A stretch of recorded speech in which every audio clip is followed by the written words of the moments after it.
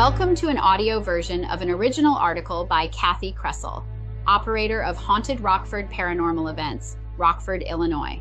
This audio presentation is entitled Civil War POW Camps, the Final Stop for Many, and contains the 2015 story of the same name. The article originally appeared in the Rock River Times. The Camp Sumter military prison at Andersonville, Georgia, was one of the biggest Confederate prisoner of war camps during the Civil War.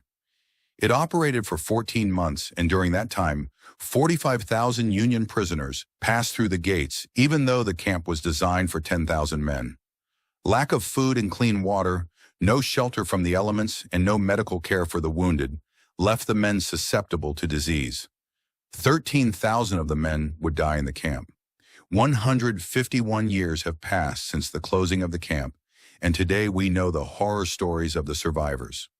Horatio Foote's family moved to Rockford the first time in 1838, and his father Hiram, a congregational minister, preached the first official sermon in town. The family later moved to Wisconsin, and in Racine in 1843, Horatio was born. In 1862, Horatio enlisted in the 1st Wisconsin Cavalry Regiment Company B of the Union Army and went to Missouri for training. The regiment would be involved in fierce fighting, including the Battle of Chickamauga in September of 1863. In May of 1864, the men of the 1st Wisconsin were involved in the Battle of Varnall's Station in Georgia. General Joseph Wheeler's 900 Confederates fought against Brigadier General Edward McCook's 5,000 Union soldiers.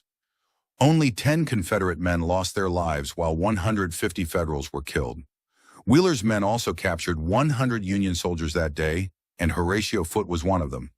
Horatio and the other men were sent first to Andersonville, and in September of 1864, they were moved to the Florence Stockade in Florence, South Carolina.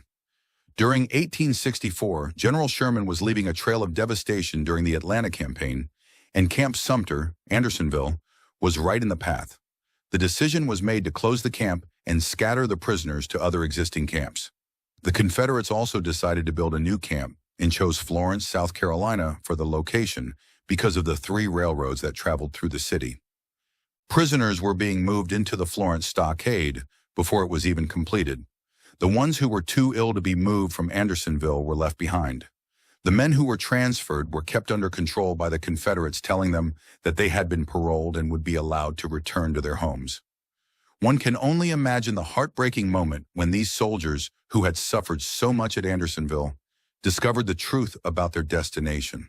The Florence Stockade was designed like Andersonville, with a creek running through the middle and a deep trench all around the outside to prevent the prisoners from digging escape tunnels.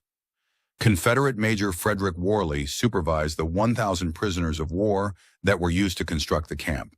The 1,400-foot-long rectangle was enclosed with a timber fence. There was a deadline 10 feet from the fence, and the guards were told to shoot anyone who passed that line. The prison opened in September of 1864, and within a month, 12,000 men were imprisoned there. Supplies were so scarce that even the Confederate guards didn't have enough to eat. Disease was widespread. Prisoners were dying at the rate of 20 to 30 men per day. One Union soldier who survived both Andersonville and Florence, John McElroy, wrote, "I think also that all who experience confinement in the 2 places are united in pronouncing Florence to be, on the whole, much the worst place and more fatal to life."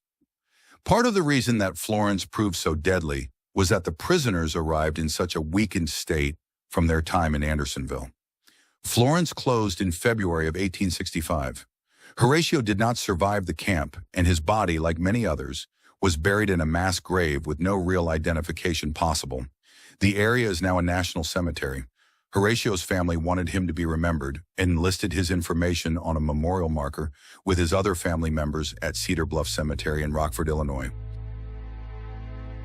This is the end of our audio article, and we hope you enjoyed it. The article, Civil War POW Camps, the Final Stop for Many, was written by Kathi Kresol, copyright 2015. The article first appeared in the Rock River Times. The article is also available in print on hauntedrockford.com. This audio presentation was produced by Thomas Saunders for Haunted Rockford, copyright 2024.